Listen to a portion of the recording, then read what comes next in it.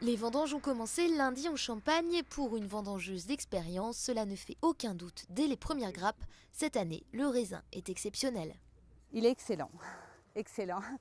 C'est certainement dû au fait qu'au mois d'août, nous avons eu un temps magnifique, des températures à la hausse qui ont permis une maturation excellente pour le moment des vendanges. Une récolte hors norme qui arrive dans un contexte économique difficile pour le Champagne avec des ventes en baisse de 19% au premier semestre, en particulier à l'étranger. Une crise que ressentent surtout les grandes maisons de Champagne dépendantes des exportations.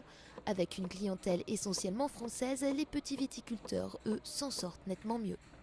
On a une clientèle qui est bien diversifiée entre les professionnels à l'étranger, les professionnels France et la clientèle privée, ce qui nous permet de maintenir notre cap.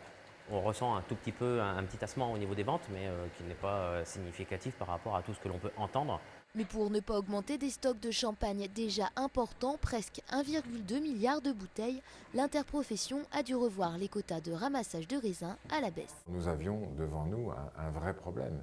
Il s'agissait à la fois de préserver le maximum de cette qualité, de ne pas laisser ces raisins dans les vignes, mais d'autre part, de ne pas gonfler exagérément des stocks en bouteilles qui pèsent sur les bilans des entreprises, sur leur trésorerie.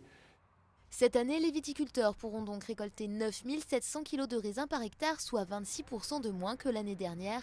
Et cette cuvée de champagne 2009, sûrement millésimée, ne pourra être dégustée qu'à partir de 2012.